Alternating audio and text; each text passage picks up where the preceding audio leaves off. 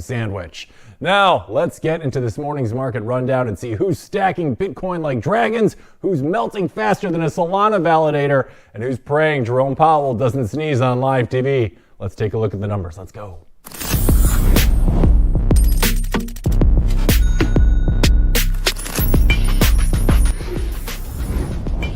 All right, today, Bitcoin sitting pretty at that 115K mark. We've seen it as low as the mid 114s in the last 24 hours, but things certainly seem to be on the upswing as we saw the high like 108, 109 just about a week or two ago, but things are moving back. 124 is in sight. Let's see how the rest of the cryptoverse is doing this morning.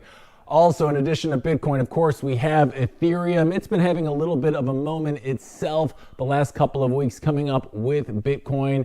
We have it currently in that $4,500 mark, and we'll have a graphic that shows that in just a bit. And Solana, which has really been the darling of the last month or so, has been up about 25 percentage points. And again, the last 30 days, currently sitting in that 230, 235 area. Can we get TradFi up here, guys?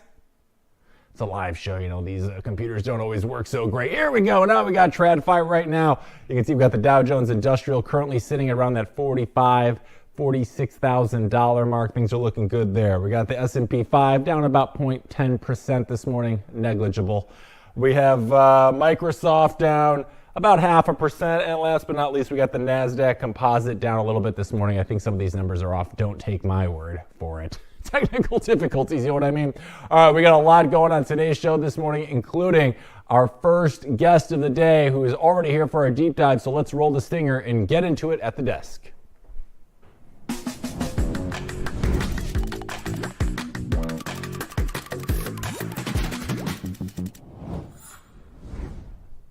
All right, before we get into the newsy what's-its this morning, we are going to be joined by our first guest of the day. Very exciting. This is a guy who isn't just talking about Bitcoin adoption. He's actually out there building it brick by brick. He's created a platform that takes on the giants of the travel industry, cuts out the middlemen, and proves that sats aren't just for stacking. They're for spending, living, and creating real circular economies. He's developed the company AirBTC, which is changing how Bitcoiners move through the world and doing it without a safety net of fiat or VC money, which is bold and it's pure Bitcoin. And that's exactly why I'm excited for our conversation here today. Please give a big blockchain report welcome to the co-founder of AirBTC, JACOB SEIFERT, everybody. Jake, welcome to the show. We are pumped to have you. And so is our audience. How are you doing this morning, Jake? Thanks for joining us. I'm great. Thanks for having me. Yeah, no, we are pumped, Jake. And before we get into AirBTC, I want to dive into a little bit about you really quick. You've had a really interesting background as you spent over a decade in the catering business before diving headfirst into Bitcoin. How does someone go from feeding people ribs and brisket to feeding them financial freedom? What was that transition like? Yeah, I went through quite an arduous process of just trying to figure out what I wanted to do with my life. And, it came to a point when, I found Bitcoin in 2017 and slowly but surely tried to make an effort to, get on the Bitcoin standard. So made the transitions and still operate a normal business here in the States.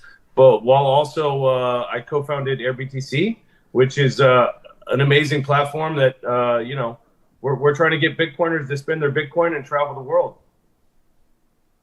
That's amazing. I love Airbnb, so I got a feeling that AirBTC is a little more orange flavored and to my liking. So we're excited to talk about that. But before we do, Jake, so you've had this interesting path, and I know it's like a lot of us are figuring out what our place in the world is, and then we find Bitcoin, and it's this beautiful orange horizon that we just can't help but go to. So that begs the question for me, and I'd love to hear about this from all of our guests. What was your, orange pill moment, as they call it? Like, how did that happen? Did someone introduce you? It took you a little bit of time, or were you right down the rabbit hole the second you heard about it? What was your epiphany like as far as becoming a Bitcoiner? It was actually an arduous process. I actually heard about Bitcoin in 2011 when I was digging ditches, up in Virginia. And, some kid told me, hey, my parents just gave me 10 grand. I just graduated college. I'm going to buy a bunch of Bitcoin. And I asked what it was being used for. And, during the times, it wasn't the brightest of lights that was shining on Bitcoin at the time. But yeah, so I heard about it again in 2017, and I had already been through this financial crisis that we went through in 2009, and which lasted many, many years. So yeah, when 2017 came around, I started dipping my toes in, and started listening to all the pundits about how the money's broken, and just tried to learn more and more every day. And it's one of those things where it's not something you're going to get overnight, unless you're an absolute genius. You have to be convinced. You have to convince yourself. So, my process took longer than it should have, but, I'm here now, and you can't look backwards. Yeah, absolutely. And unfortunately, I think everybody's process when it comes to adopting Bitcoin takes longer than we now think it should have in hindsight, right? But as they say, hindsight is 2020. And for your friend, he bought $10,000 worth of Bitcoin in 2011. Is his name Satoshi Nakamoto? I hope you're still in touch with this guy. He was ahead of the game. No, this guy disappeared. I think he owns an island somewhere off of Nicaragua, but yeah, nobody has his number. Probably the best way to put it at the prices these days. These cyber crimes are getting out of control. All right, so Jake, I want to talk about AirBTC. So when you're explaining it to people for the first time, how do you explain it to them without sounding like you're just pitching Airbnb but orange? Tell me about that. Well, it's, we're decentralized travel and booking. We're privacy focused, financial sovereignty. We have lower fees than Airbnb and most other booking platforms. And, with the increase and growing opportunity that is Bitcoin, we think that we're a little early. Our business is early for the Bitcoin standard to actually take place. But when it does, and when people actually get on the standard, and when everything is priced in Bitcoin, we're going to be ahead of the curve. So, it really helps with borderless payments and resistance to censorship. A lot of my friends are from, Russia and in other parts of the world. And, those people can't have Airbnb accounts. They can't travel freely. They have sanctions and all these problems. And, I think Bitcoin fixes a lot of these issues for people internationally. And when we talk about foreign exchange costs are very, very high, so we're here to disrupt, and we're doing it bit by bit. That's super interesting. I wasn't aware that there was other parts of the world that were sanctioned from having their own Airbnb accounts. You are really solving a problem that does affect a lot of people right now, while also preparing yourself for a future on the Bitcoin standard. So once that flip is switched, you guys are going to be ready and waiting, which is super exciting. What, in this space, as in life, people often talk about ideas. Oh, I should make this, I should make that. For you, what was the spark that made you actually start building this future instead of sitting around tweeting about how someone else should? How did that all come to be? Yeah, so my co-founder had bought the URL AirBTC, and I was actually and still have Airbnbs that I operate, and I was looking to get Bitcoin for short-term rentals. And there was really nothing that was existing at the time. I mean, Crypto Cribs had already, gone belly up, and there's many others that were not really, doing business anymore. But the idea is that, so I reached out to Andre, my partner in South Africa. We struck a deal, and we started to build this thing. So we actually have our 1-year anniversary this month. And, so our site's been live for 1 year. We've been building it out. We have 500 properties all over the world with a focus on Latin America. But, we have places all over Africa and Europe and Southeast Asia. But our main focal point is like El Salvador, Costa Rica, Dominican Republic, Colombia, Brazil. We really think that there's a large need for our services globally. But we're taking an opportunity now to really hone in on where people want to travel. Yeah, that makes sense, especially in more friendly environments like South America, where Bitcoin has a very prevalent use case already compared to the United States here, where everyone's just kind of like gold hedge, number go up. They're actually using it down there, so that seems like a really good strategy. And you said you celebrated your year anniversary recently, so congrats. What was that like? So that was a year ago. You had no VC backing, no fiat parachute. What did those first few months in business really look like for you guys? It's really been a grind. The largest hurdle that we've come to, people would think it's a technical issue or stack issue or something like that. But the real problem is that we have an inherent misunderstanding of what Bitcoin is at its core.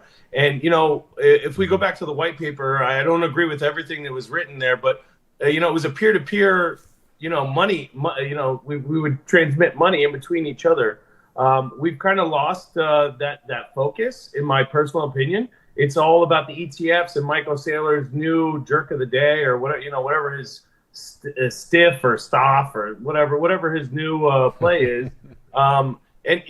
For me, I think we need to get back to the grassroots and actually use Bitcoin as it was intended, as money. And that's the only way that the number will go up long term. I think short term, we can see large, ETF buys and all this stuff. But if we can't utilize Bitcoin as it was intended, it might just fade into existence. Yeah, no, there's definitely an argument to be made for that unless this becomes the worldwide accepted peer-to-peer, method of exchange, then Bitcoin will never kind of fulfill the journey or promise that we've expected it to. Is that kind of why you made the decision to go Bitcoin only with the platform? I mean, no fiat, no crypto buffet where you accept Solana or Doge or any of that junk. Is that why that line in the sand was so important for you and your team to draw at AirBTC? Yeah, I mean, it's very important for us, but the idea is, it's such an uphill battle. We're actually finding new ways to find new customers. So we're building a parallel site and platform while the existing site is still up, which will have a lot more. The UX and UI will be way better and way smoother for most folks. We're actually going to be implementing microloans, so people won't have to actually spend their Bitcoin if they don't want to. We're going to be offering that as low as, I believe, $1,000. Don't quote me on that, but I think we're going to try and get it really low, which is hard to do. But for us, we're implementing things to try and continue to stay relevant. For us, we have to keep preaching this spend and replace. And shout it from the mountaintops, because if we don't spend our Bitcoin, we really, the business won't work, and there won't be benefits to the world that we see could happen if people started using AirBTC. Mm-hmm.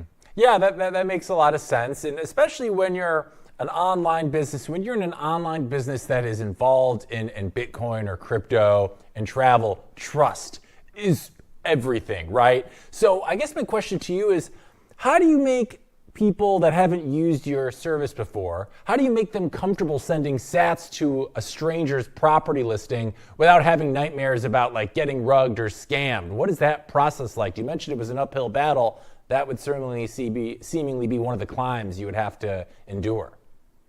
Well, it's really not that expensive. I mean, unless you're renting one of our villas in Ibiza for $5,000 a night, the majority of our listings are a couple $100. So when we think about, hey, a quick weekend away, that's about $700, $800 for you and your family. I don't think it's that big of a hurdle. But for us, I mean, we've been trusted by some very large names in the industry. Obviously, I'm not gonna name names, but there's a lot of people in the industry that have used us, some real OGs, if you will. We are building trust every day, and I can't, it's one of those, it's not a meme, but trust me, bro, really doesn't work. So we're building it day by day, right? So obviously, if you have an issue, if you have a problem, you can get us on the phone, you can get us via email, you can get us on chat.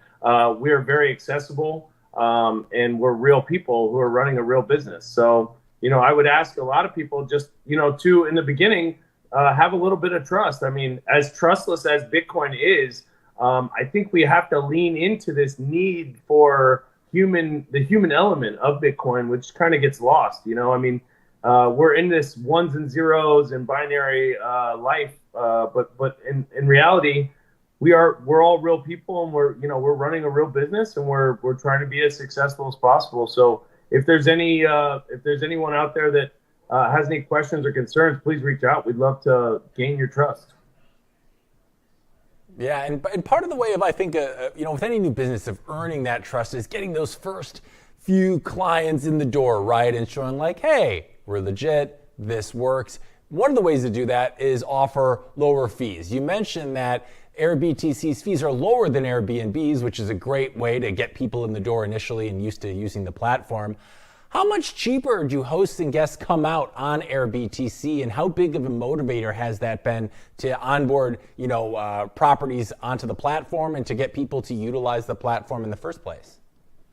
Yeah, so as far as our fees, it all depends on where you're at in the world, and some of the fees are different. Airbnb has fees for both the guest and the host. So sometimes you could be paying, including foreign transaction fees, upwards of like 29% of the total transactional cost goes to Airbnb. As far as we're concerned, we take 15%. And, we think that that's a very fair offer. And as far as a motivator, a lot of folks aren't really leaning towards the financial gain as the motivator. If you're a host now, you think about it this way, you're actually doing Bitcoin mining with your short-term rental. So you don't have to stop doing the booking.com or Airbnb. You can literally continue to do what you're doing and run a successful business for your short-term rental. But also now you can accept Bitcoin. And hopefully if you don't sell that Bitcoin in a few years, that booking could pay for a whole month or maybe a whole year worth of your expenses. Yeah, that's very true. And you mentioned that South America has been kind of your international, but been generally your focus right now for obvious reasons. Specifically, I noticed El Salvador has become a big centerpiece of your growth. Let's talk about that. Like, what made it the obvious, place for AirBTC to kind of focus initially? And do you offer Bitcoin experiences with it too? Can I go do a ATV ride with Bukele down there? Like, tell us about that. I think it'll be really hard for you to get a meeting with Bukele at this point. Maybe, 6 years ago, you could have made it happen. But, at this point, our first vertical is the short-term rentals. And eventually we will be doing Bitcoin experiences and excursions and whatnot. But as of right now, we're focusing on the short-term rentals. Eventually we'll do real estate sales as well. But the reason why El Salvador specifically has been a focal point of our business is because of what Bukele and Mike Peterson and Chimbera and everyone's been doing in El Salvador, all that work that has been done to really change the thought process of the locals. And there's still a lot of work to be done. There's still a lot of education that needs to be done everywhere in the world, really, for that matter. But, we really think El Salvador is one of the safest places on the planet. And we think it has a lot of potential for future growth as far as the tourism sector is concerned. I think they're number like 4 or 5 on in the world of fastest growing tourism economies. And I'll tell you from firsthand experience, I have been down to El Salvador for 3 years now. And in the beginning, I was like I was dismissing a lot of what people were saying on the ground because, even the U.S. State Department's website would say, "Oh, it's very dangerous."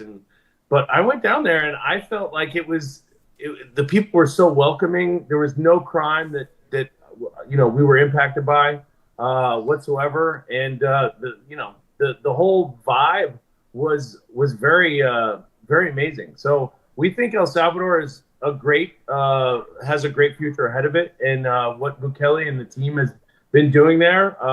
It's unmatched in Central and South America. And, that goes to the fact that, the Colombian president is going to meet him and people from Guatemala and all these places. hey, what are you doing in El Salvador? That's, how did you do it? Right. Everyone wants to know the game plan because they really have been doing amazing work. Yeah, and with El Salvador specifically being so Bitcoin friendly, and you having El Salvador right now as one of the main locations that you focus on, given all of these reasons, what have you seen in terms of usage from in El Salvador compared to other parts of the world right now that might not be quite as Bitcoin friendly? Because it kind of feels like, given the ecosystem in El Salvador right now, that could kind of tell you as to how this is going to be received eventually on a world scale. So how is business in terms of rentals in El Salvador compared to other parts of the world? I got to imagine it's booming comparatively, right?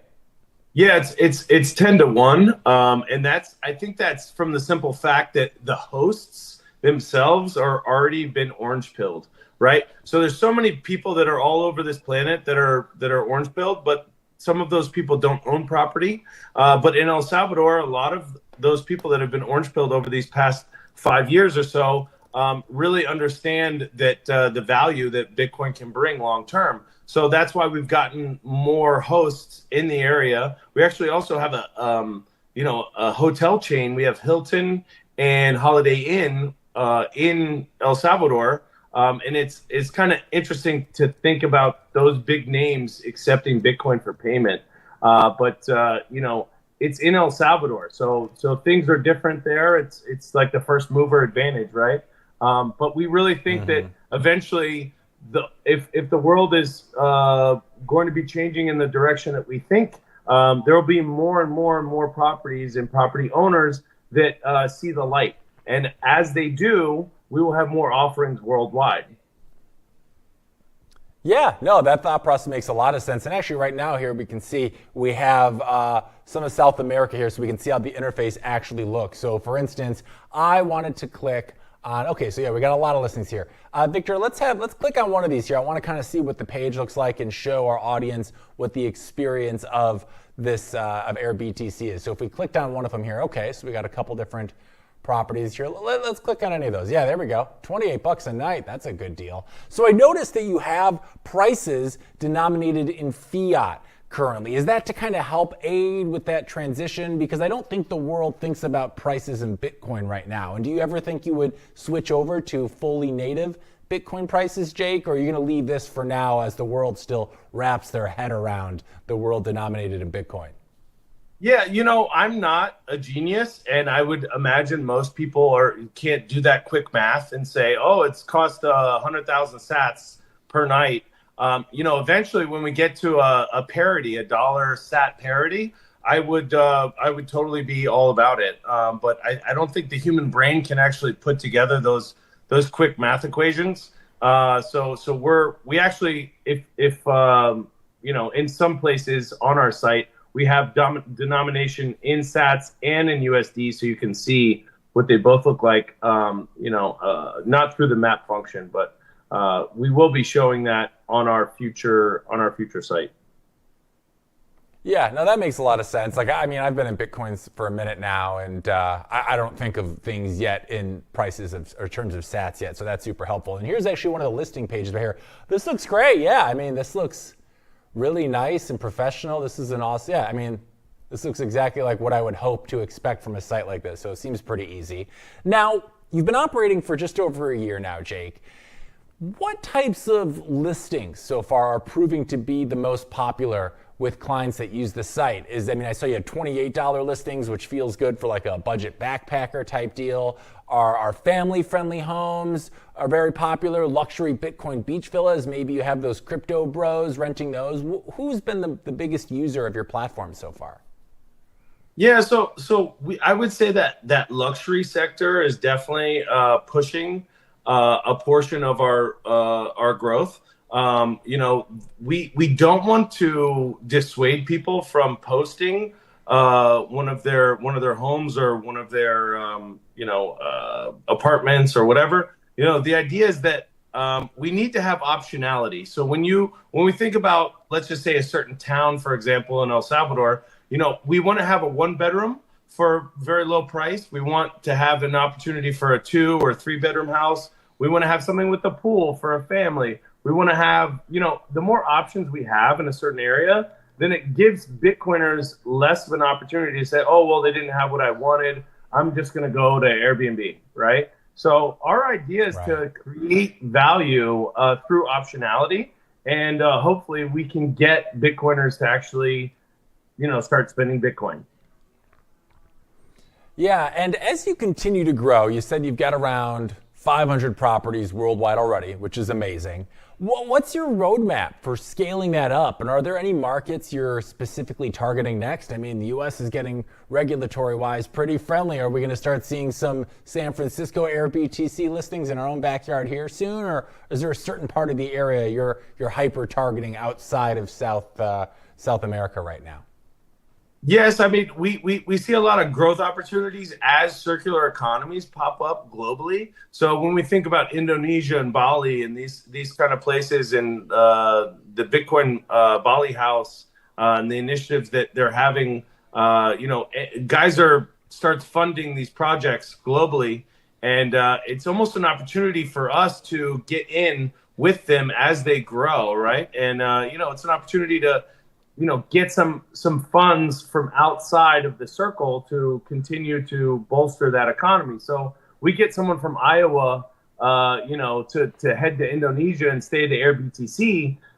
Then if they have an opportunity to spend their Bitcoin within their traveling days or nights on dinner and excursions and whatever else they want to do, we really feel like that's an opportunity to grow the Bitcoin economy wherever it may be globally. We don't have a main focus outside of Central and South America right now because we think that the growth potential is just unmatched globally, but we're not going to dissuade people from hosting, anywhere in the world. Yeah.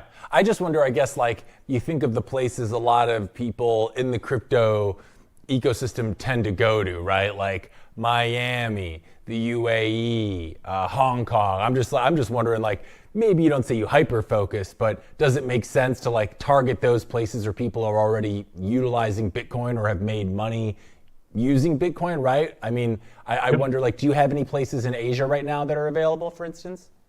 We have things in Japan and Southeast Asia. Cool. We don't really have anything in China or Singapore or Hong Kong.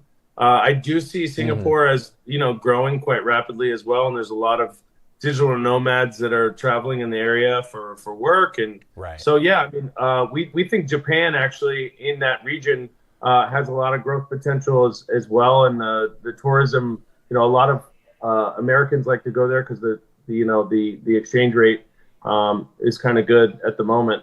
So, yeah, we think that there's some growth potential in Japan for sure. Yeah, no, absolutely. Japan's great. I'll next time I go back, I'll have to hit up one of these AirBTCs. I love Japan. Something we talked about and kind of touched on earlier is one of the biggest challenges for Bitcoiners is convincing them to actually spend their Bitcoin. So as someone who is running a Bitcoin denominated business, what have you learned about kind of breaking through that never spend your Bitcoin mentality to get people to actually, in fact, spend it with your team at AirBTC? It's really been hard. That we've got so many things against us, because we get, for every one podcast that I do or 10 that I do, Michael Saylor does like a 30-minute spot somewhere and talks about how it's the best savings technology on the planet. And everyone's convinced that they should never sell their Bitcoin. I think, and don't get me wrong, I think hodling Bitcoin is a way for a brighter future for you and your family. I would just say that like hodl like 95% of your wealth, but you also, if you're going to go on vacation or if you're going to go, if you're going to go out to eat, or if there's an opportunity for you to spend your Bitcoin and it's a comparable value, we should be doing that because you're actively making your investment more tangible in the future, right? And I think it's an uphill battle that I'm willing to fight, and everyone on the team at AirBTC is willing to fight, because we think that not only is it good for our company, it's good for Bitcoin, and what is good for Bitcoin is good for the world. Right, absolutely. And you yourself, I think you mentioned it earlier in the show, talked about the idea of spend and replenish as kind of a mindset. How does AirBTC actually help make that cycle happen in real life? Well, we give people an opportunity to spend their Bitcoin, and you can buy sats on any exchange. It's so easy in the United States. You can go on River, you can go on Strike, and just set up automatic buys. You can, there's so many ways to do it, and it's getting easier and easier for the consumer. So we're definitely an outlet for folks to want to spend their Bitcoin, and we think education is a big part of this. So we don't expect people to just jump on board, without any understanding of, what we're talking about. If we're open for discussion, if anyone wants to have a chat about why we think it is good, there's so many points that we could highlight. But in the grand scheme of things, I think back to Laszlo in Jacksonville Beach, Florida, when he bought 2 pizzas for 10,000 Bitcoin. I would dare to say that we wouldn't even be here. We wouldn't even have a discussion about Bitcoin, because who knows if we'd get to this point if he didn't make that transaction happen. And Satoshi was very concerned about miner centralization and about distribution of Bitcoin, that he sent an email to Laszlo like, hey, dude, you have to get rid of some of this Bitcoin. You've just mined too many within this short amount of time. And, we need to get back to this understanding that we have to distribute as much Bitcoin as we can to everyone in the world if we can do that. And AirBTC gives us an outlet to do so. Yeah, you made an interesting point about Laszlo Pizza Bitcoin guy, because we think of him a lot of times in terms of like, oh, that sucker that spent $10,000 or 10,000 Bitcoin on 2 pizzas. But your view is like, and I understand it, I never heard of this before, but might have actually been very important to getting the word out about Bitcoin. Because I remember that story very early in Bitcoin's journey was huge news fodder, and everybody talked about it, and that probably played a very crucial role in getting the word out about Bitcoin very early on, despite the fact that we kind of joke about it now. The man was a pioneer. So I'm sure Laszlo appreciates your words about that. And you mentioned too about education, which we know in this space is always so important. You have all of these different hosts across the globe that are working these, different places that you have that people can rent out. How important is it to training hosts, to kind of getting them on the Bitcoin standard too? Because it sounds like you got to orange pill the hosts, and then the hosts help orange pill the clients. Like, what is that process like for you guys? Yeah, it's a very arduous process. I mean, you have to think we're such a small team, underfunded, but we lean on our partners, and we partner with Me Premier Bitcoin. I don't know if you've ever heard of those guys, but John Dennehy and the crew down in Central America, and actually they're global now. I mean, they're everywhere, and there's cohorts popping up all the time.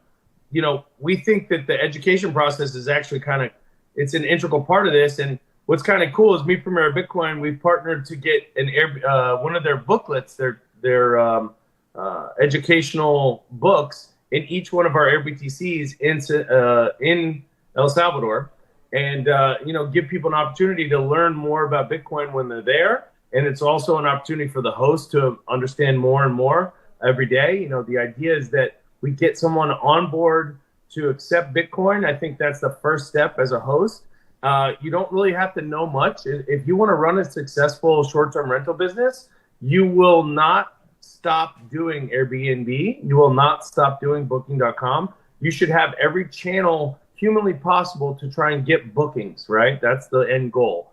But, we're giving you a slice of, the most amazing people on the planet, right? We're giving you access to Bitcoiners who are going to come to your place and they might explain more about Bitcoin than you would ever know from a 15-minute podcast or educational programming.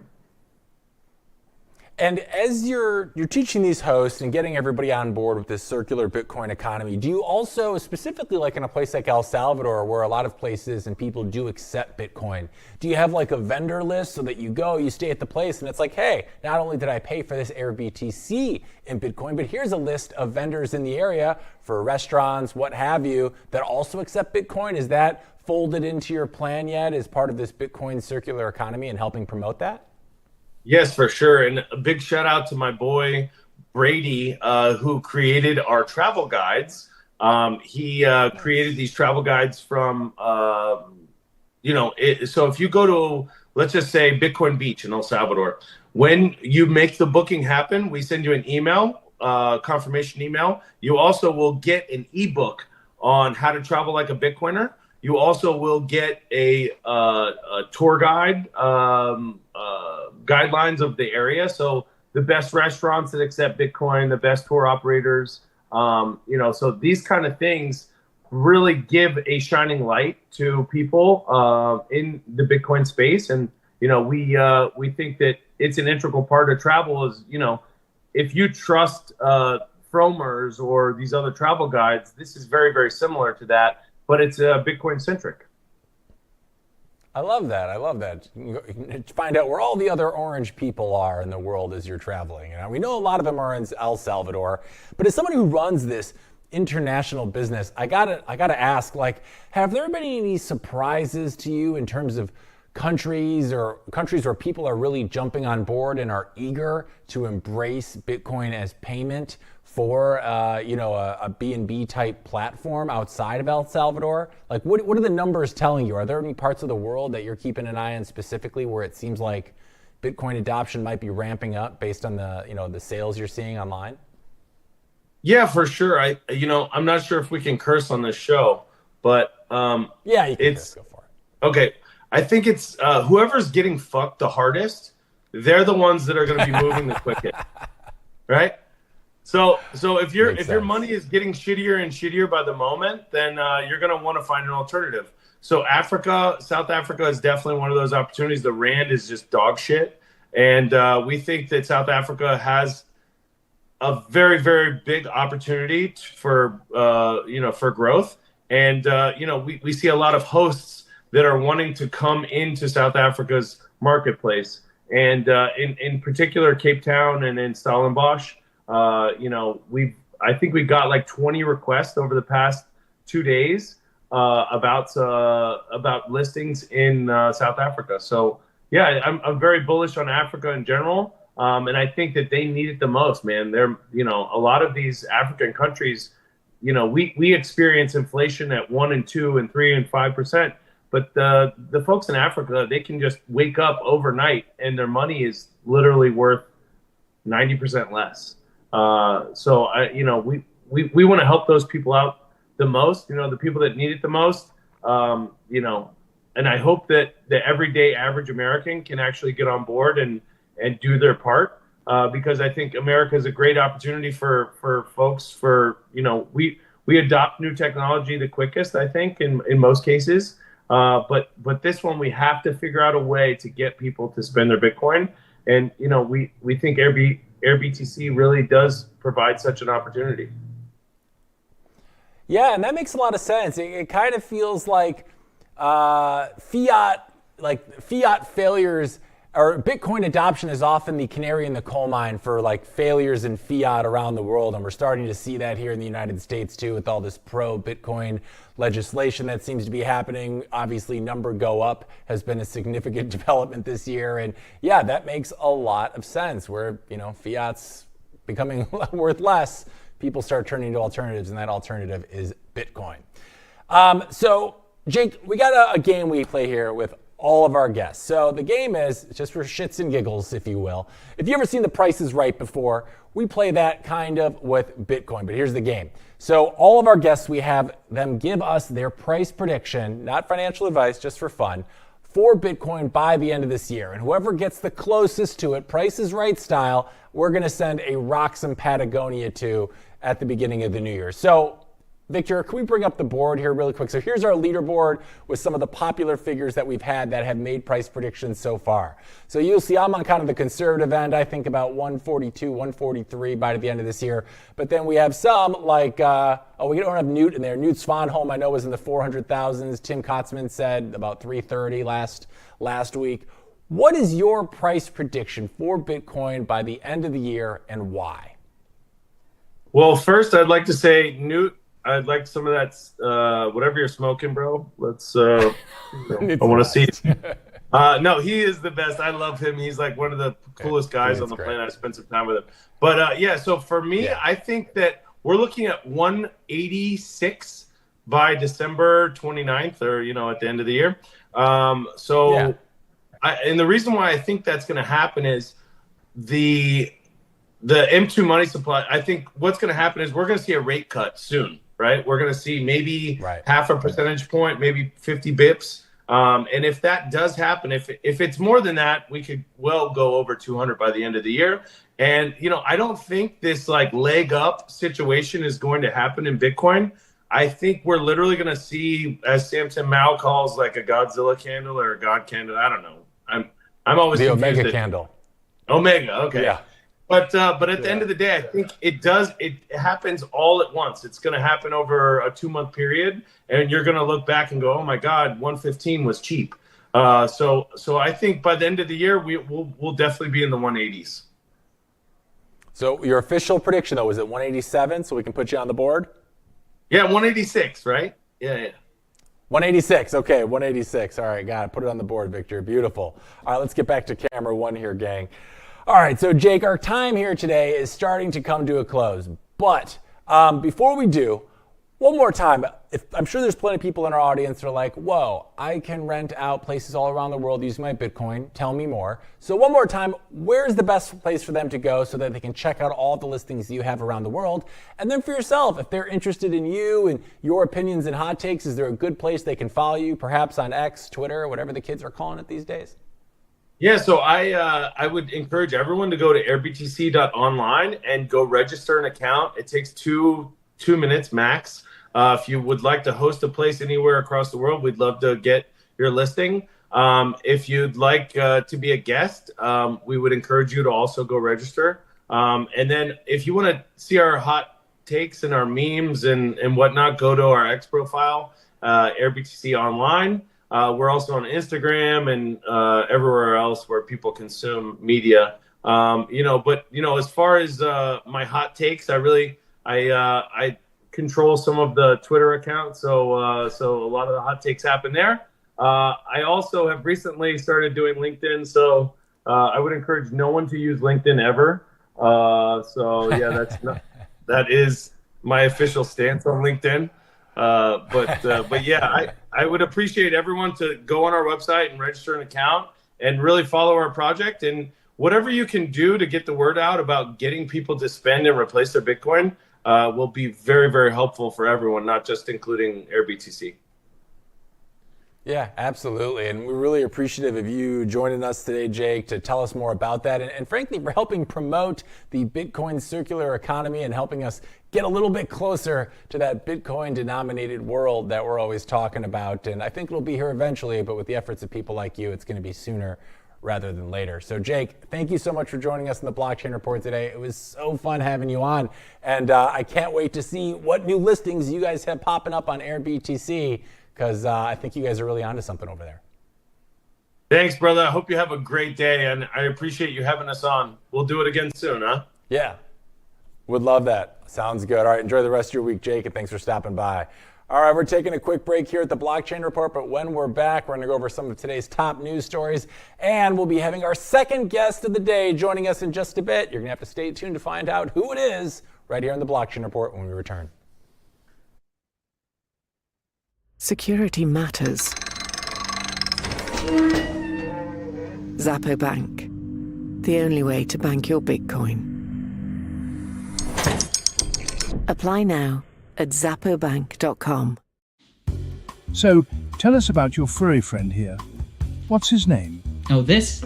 This is Bitcoin. Bitcoin. It's not just a cat, he's family. Quite a name, and I must say, looks quite pampered. Oh, absolutely. Bitcoin deserves nothing but the best. He's my little prince. But with such a valuable pet, aren't you afraid of losing him? Losing Bitcoin? No, it never happened before, so it's not something I worry about. Excuse me for a moment. Bitcoin, stay here, right?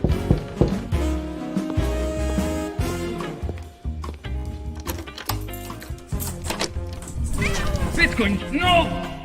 Bitcoin, come on, little buddy, Bitcoin, I need you. Don't go.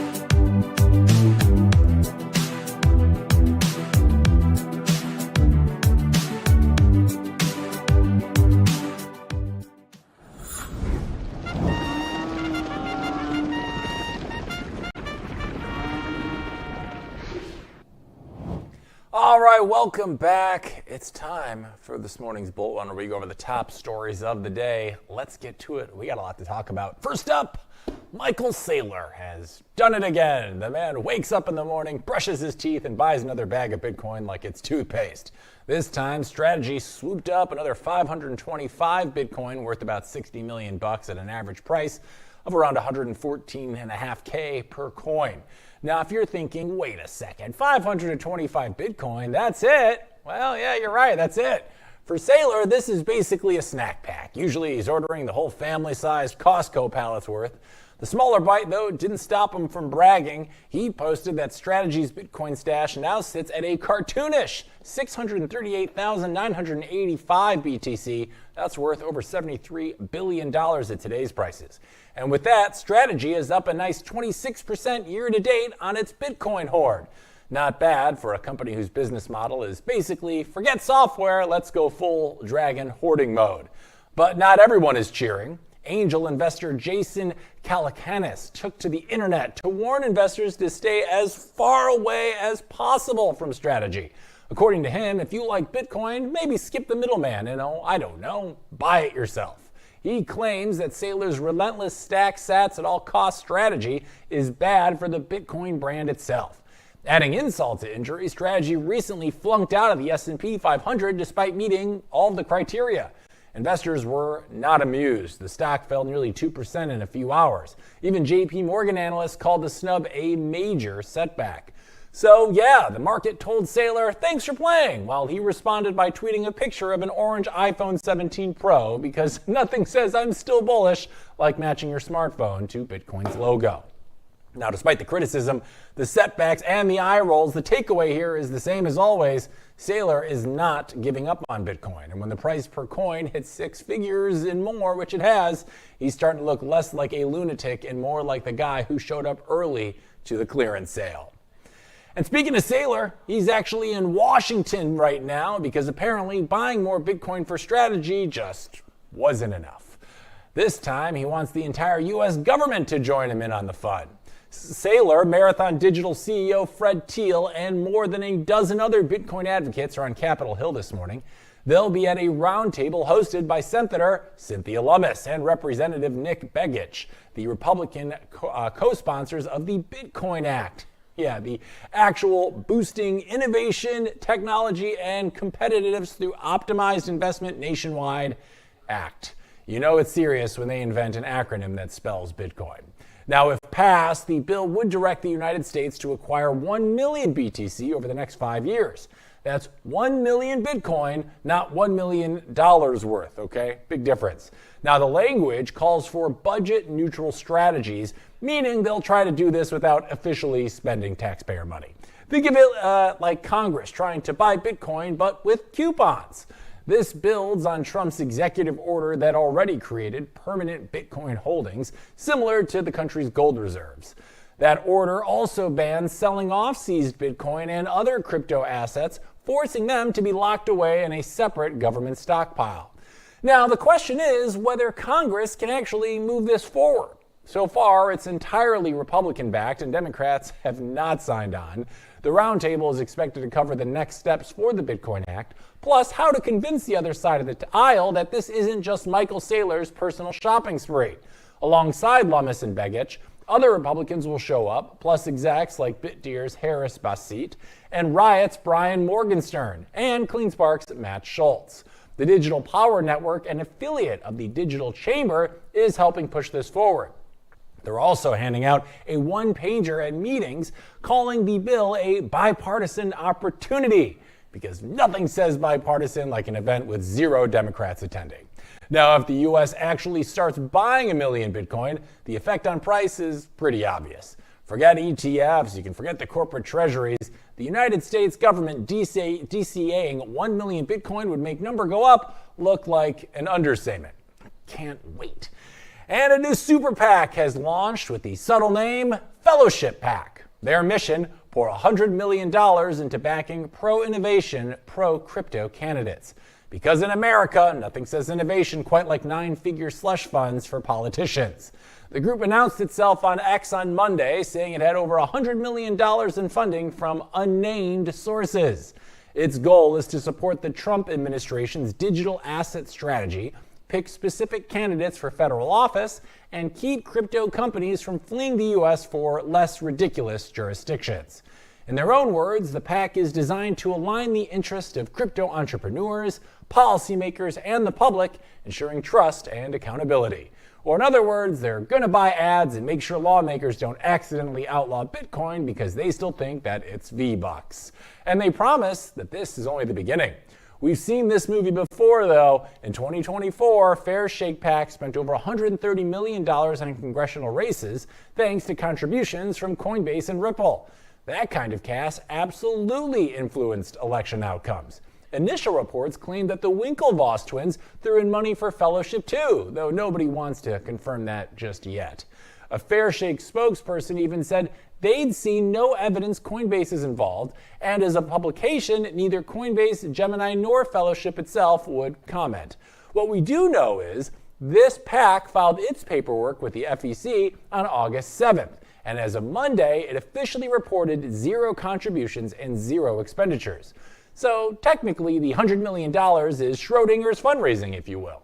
But the trend here is pretty clear. Crypto money is flooding into politics. The Winklevi already dropped $21 million worth of Bitcoin, $21 million worth of Bitcoin in August to another PAC backing Trump's agenda, trying to secure a Republican majority in Congress. And it's not only Republicans who are benefiting. Democrat James Walkinshaw just won a special election in Virginia after a Fairshake affiliate spent more than $1 million supporting him in the primary. So the money goes both ways, but the strategy is always the same. Buy influence now, reap regulatory clarity later. And if crypto keeps writing checks this big, don't be surprised when your local Senate race looks more like a Coinbase marketing campaign. And it looks like the market has been anything but kind to shares of Kindly MD as of late, as their stock price has gotten absolutely wrecked. We're talking down 54% to $1.26 after the SEC waved its magic wand and unlocked restricted shares from a $200 million fundraising deal. So what does the CEO do when his company's stock just absolutely tanks? Well, he writes a shareholder letter basically saying, yeah, you might want to leave. David Bailey told short-term traders point blank, I encourage you to exit. Not exactly the kind of motivational poster you'd hang in your office, but refreshing honesty for Wall Street. This all started when the SEC approved the S3 registration tied to that $200 million pipe deal. Those shares were originally restricted, but now they're free to dump on the open market, and dump they did. Trading volume blew past 89 million shares, the highest since February's mysterious moonshot when 219 million shares suddenly changed hands. Bailey spun it on X, though, saying he was humbled by the support. Support? The stock is on fire, and not the good kind. At $1.26 a share, it's barely above the days in November of 2024 when the company regularly closed under $1. And let's not forget NASDAQ's rules. Stay under $1 for 30 straight days, and you get a warning and a 6-month clock to fix it. It hasn't happened yet, but Naka's officially playing with fire. Here's the ironic twist, though. The company's market cap is now $504 million, while its 5,700 Bitcoin are worth $663 million. Or in other words, the stock is trading at a discount to the Bitcoin that it actually owns. You could basically buy the company for less than the value of its treasure chest. The publicly traded healthcare outfit only became a Bitcoin treasury company a month ago after merging with Nakamoto Holdings. Now, Nakamoto runs the Bitcoin side under the NAKA, aka ticker. Bailey insists that this is not a gimmick, calling the company's mission to build the defining Bitcoin native financial institution. Noble goal, for sure, but in the meantime, the share price looks like it got mugged in an alley. Bailey is telling weak hands to scram so he can keep building with aligned backers. The problem is, when you encourage everyone to exit, sometimes they actually do. But hey, when the company's Bitcoin is worth more than the entire company itself, that's a bullish case hiding in plain sight. It's Wall Street math at its finest. Sell the stock, buy the Bitcoin. All right, we're taking a break, but when we're back, we're going to be joined by our second guest of the day, so stay tuned for that as we talk more Bitcoin coming up after this.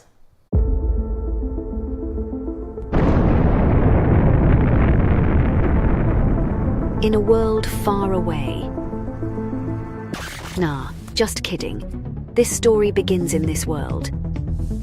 It all started in 1460 in Antwerp, when the first commodities exchange was created, but the real transformation came in 1602, when the Amsterdam Stock Exchange was founded.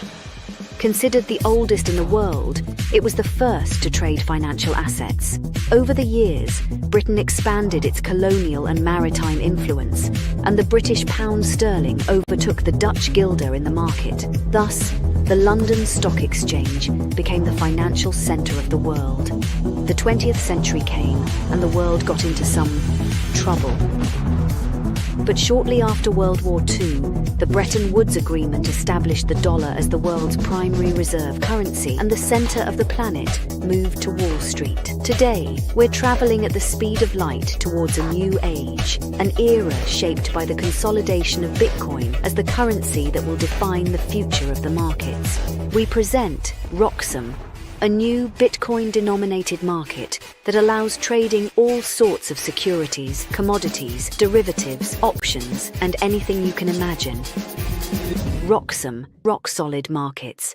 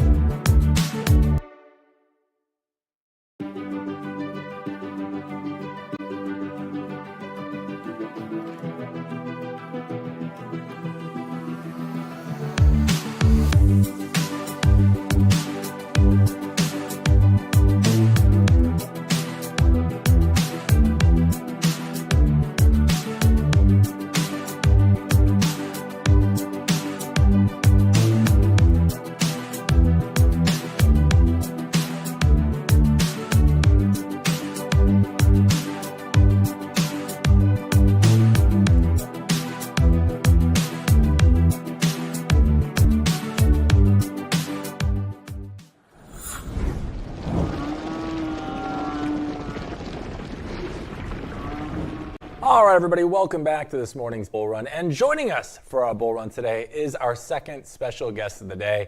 He's the gentleman who's been at the front lines of Bitcoin's toughest but most important battlegrounds. We, of course, are talking about mining. He's part of the team over at Blockware, a company that's helped move hash rate away from China and into the good old US of A, sold over 400,000 ASICs and built industrial scale facilities across the country. He's also the head of research, the voice behind Blockware's podcast, and an author making the case that Bitcoin isn't just sound money, it's the backbone of traditional values and the future of financial sovereignty. Let's give a big Blockchain Report welcome to Mitchell Askew, everybody. Mitch, welcome to the show. We're super thrilled to have you in show as our studio audience. How are you this morning? Thank you, Hank. That was an epic intro. I feel like the UFC fighters when they're walking towards the cage and you've got the smoke and the audience and everybody cheering. That was great. So like you said, I think you nailed it. I'm Mitchell Askew. I work at Blockware. We're one of the top Bitcoin mining service providers in the world, and I'm super excited to be on the show today. Yeah, we're super pumped to have you. I had to give you your appropriate Bruce Buffer intro if we're going to do. We get a lot of UFC fighters actually on this show, are Bitcoiners now, so maybe that's where I picked it up. I don't know. Before we get into the news today, Mitchell, for people that might not know much about you aside from the intro I just gave you, can you just give us a quick snapshot of who you are and how you found your way into Bitcoin and Blockware? Yeah, so I'm 25 years old. I live in North Carolina, and I've been in Bitcoin for about 5 years now. I found it when I was a college student. It fixed a lot of the problems I saw with the world. And once I realized that Bitcoin has a finite supply and it can't be influenced by governments or other third parties, I was hooked. And so I spent the last part of my college years trying to find my way into the Bitcoin space. And I was able to get my foot in the door at Blockware, started out as an unpaid intern. I put in my proof of work and then been able to take on more responsibilities within the company over the last 4 years. Amazing. Well, we're excited to hear more about that journey in just a bit. But right now, we're going to talk news. So I'm going to read the first story. Hang tight. We'll call you back to talk about it in just a sec. Sound good? Yes, sir. All right, let's rock and roll. Well, next up in Washington, President Donald Trump has decided that running the country isn't enough. He also wants to run the Federal Reserve like it's his personal HR department. He's filed an appeal to remove Fed Governor Lisa Cook, claiming she engaged in criminal conduct over mortgage documents. Cook, she fought back, saying the firing exceeded presidential authority and violated her due process rights. A district court agreed and blocked the removal. Now Trump's DOJ is arguing that when a statute says removal for cause, the president gets to decide what cause means and nobody else can question it. That's one way of saying, because I said so, but presidentially. But here's where things get a little messy. New evidence surfaced that actually backs Cook. A May 2021 loan summary shows her Atlanta property was correctly disclosed as a vacation home, which makes the government's mortgage fraud claim look about as sturdy as the "if the glove does not fit, you must acquit" defense, but it worked for him. So yeah, we've got a legal battle over the Fed, presidential powers, and whether due process means anything anymore. Meanwhile, the actual economy is watching all of this and wondering if the dollar is supposed to feel stable right now. Because here's the kicker. The Fed is expected to cut rates this week. Markets are pricing in a 96.4% chance of a quarter point cut, down to 4% to 4.25% from 4.25%, and a slim chance of a half point cut. Pretty please. The first rate cut since December of 2024. Now, RSM economist Joe Bruselas said, yes, traders will get their cut, but don't expect 3 more cuts before the year's end because, shocker, the data doesn't seem to support. Like it's his personal HR department. How much does this political tug of war actually shake the confidence in the U.S. dollar system? What do you think? From my perspective, it doesn't change it at all because I already had zero confidence in the U.S. dollar system, right? I think this is a quintessential tale of how unpredictable and volatile the fiat system actually is. You know, you put your best minds in the world together and you can't exactly predict what the Fed's monetary policy will be 6 months from now, 12 months from now, let alone 10 years from now. Versus with Bitcoin, we know exactly what the monetary policy will be today, tomorrow, 10 years, 100 years into the future. And so I think a lot of, in my opinion, the conversation around the Fed is mostly smoke and mirrors. I think by design, they're going to have to cut at some point in the future, whether it's this week or next month or a year from now, it'll happen eventually. They're going to have to get interest rates back down to zero, and it's just a matter of when. Yeah, absolutely. I mean, this will, though, be the first rate cut for in the last year, right? So from a Bitcoin perspective, how do you see rate cuts feeding into demand for hard assets like BTC? It's absolutely bullish in the short, medium, and long term. So during Q4 of 2024, we saw them start to cut rates, and Bitcoin rallied from 60K to 100K. And, skeptics might say that the future rate cuts over the next couple months are already priced into the market, but I disagree. I think mostly because we've seen gold, which is the other form of hard money, go on an absolute tear this year. Gold's up some 40-odd%. I think that's a forward-looking indicator that Bitcoin's about to follow suit. Yeah, I would have to agree with you on that. It seems like the writing is on the wall. And speaking of which, right, if you zoom out, how should Bitcoiners interpret this combination of Fed chaos and rate cuts? Is it just noise, or is it another flashing neon sign to all of us that the fiat system is very much creaking and wheezing? I think it's a little bit of both. So I'll start with why I think it could be noise, and that's because the long-term interest rates matter far more than the Fed's overnight rate. And if you'll flash back to January of this year, when Trump took office and the new Secretary of the Treasury, Scott Bessent, took office, they said explicitly multiple times their goal was to get the 10-year Treasury rate down. And a lot of the actions they took earlier in the year with the tariff tantrum and other sorts of things, the Doge attempting to cut the federal spending, it was all in an effort to get the 10-year rate down. Because if they can get the 10-year rate down, there will be more borrowing in the economy, mortgage rates will go down, there will be more economic activity will get stimulated there. But they failed. The 10-year rate's basically where it was at the start of the year. And so it seems like plan B is to pressure the Fed politically into lowering the overnight rate in hopes that maybe the 10-year would follow suit. So I think in that sense, it's a bit of noise, and the 10-year is struggling to get down, and that spells trouble for bondholders who've already had a pretty nasty past couple of years.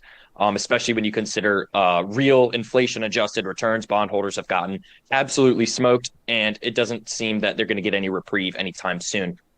But second is kind of towards my point at the top of the show, which is this is indicative of the underlying issues with the fiat monetary system. There's a famous chart out there which shows the Fed funds rate, and then it shows the expectations. And the expectations are always off. They're always having to constantly adjust. The smartest investors and analysts and quants in the world can never forecast exactly what the Federal Reserve is going to do. Bitcoiners already understand this, which is why we're fully ported into sound money with a predictable supply. But I think it is a sign to the rest of the world that's not fully convinced of Bitcoin yet. This is just another piece of evidence to point to and a problem that Bitcoin solves. Yeah, it seems like right now the evidence just keeps mounting for Bitcoin's use case, and we're seeing it in real world time. And our next story is going to touch on that even further. So hang tight there, Mitchell. We'll be back with you in just a second, because BlackRock, the world's biggest asset manager, the evil empire, just bought over $1 billion worth of Bitcoin in a single week. According to Arkham's on-chain data, the king of TradFi is back at the Bitcoin buffet, and they didn't even bother with a salad this time. The purchase signals exactly what it looks like. Institutions are bullish again, and they're not hiding it. Rick Reeder, BlackRock's chief investment officer of global fixed income, says the U.S. is entering a new economic paradigm, which sounds like consultant buzzword bingo, but what he means is that productivity, technology, and innovation are changing the old growth versus jobs equation. Or in plain English, companies are making more money without having to hire more people. Artificial intelligence and automation are giving firms efficiency steroids, higher output, same workforce. Reader calls it the beginning of a new era in workforce productivity, and apparently a new era of billion-dollar Bitcoin buys. In a recent interview, he painted a picture of markets that are weird but favorable. He said that equity technicals are crazy, with massive cash piles on the sidelines, relentless corporate buybacks, and barely any IPOs. That demand versus supply imbalance is pretty extraordinary, according to him. He even pointed out that if you take Tesla out of the numbers, the so-called Magnificent Seven still posted 54% year-over-year growth in 2024. On the fixed income side, he thinks that the Fed can cut rates eventually, but even before that, investors can still lock in 6.5% to 7% yields. Not bad for the allegedly boring part of the portfolio. And if you're worried about volatility, Reader says you don't even need to take on heavy downside risk in equities right now, thanks to the current setup. He calls that a pretty good environment. Bringing Mitch back. Mitchell, BlackRock quietly bought over $1 billion in Bitcoin in a single week. What does that tell you about institutional conviction compared to retail sentiment right now? This is the signal. I'm glad we're discussing this article because one of my thesis is that Bitcoin is going to bore everyone to death on its way to $1 million. We can see just over this summer, Bitcoin has treaded sideways around $100,000 to $120,000 per coin, which if you just put yourself in the headspace from a year or 2 years ago, we would all take that. But retail investors are very quick to get bored. They have a shorter time horizon. But the signal is that the institutional investors like BlackRock have been stockpiling up during this sideways summer. So while a lot of the retail, and you can see this on chain, long-term holders have sold a good amount of coins into that pump to new all-time highs about a month or two ago when we went to 125K. We saw long-term holders sell into that. But meanwhile, the big fish are continuing to acquire Bitcoin. And very much this $1 billion worth of acquisition in a single week from BlackRock is very telling of that. Yeah, and how do you think these big acquisitions from these monster, institutions comes into play in terms of Bitcoin's cycles, right? Like we've seen these halving cycles through Bitcoin's history that have seemingly been pretty consistent. I mean, the alpha play hasn't been the same, but the number go up over that 3.5, 4 year cycle has been pretty consistent. Do you see that continuing going forward, or do you think we're at an interesting inflection point where the cycle theory might not exist the same way it used to? It will definitely not continue going forward. And I've got a few reasons as to why I believe that. First, I do think the creation of the ETFs in January of 2024 marked a structural shift in Bitcoin and its main cohort of investors. So it did bring in this wave of institutional investors who couldn't buy Bitcoin before. They couldn't buy Bitcoin and keep it on an exchange and self-custody. They needed a structured, securitized product like this. And fundamentally, they behave very differently than the retail investors of old. And so what we've seen since the creation of the ETFs is Bitcoin hasn't dropped by more than 30%. It had a 30% roughly drawdown from 74K to about 49K in 2024. And that's been the biggest dip in Bitcoin's price since the ETFs were created. And this BlackRock acquisition this past week is a good example of why this happens, is because they're constantly allocating capital. They are passive investors. They are constantly deploying capital into Bitcoin. You can see this on the on-chain data. So since the ETFs were created, realized cap, which is effectively an on-chain measure of inflows, has been straight up and to the right.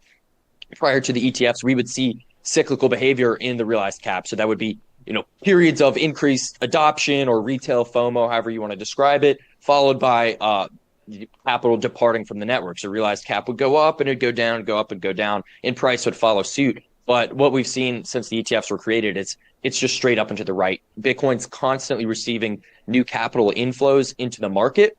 Now, how the market reacts to that may vary over time, and that's why Bitcoin can range from 100 to 120K like that. It's still volatile, but it's following capital inflows much more closely. And secondly is the actual quantitative impact of the halvings is basically nothing at this point.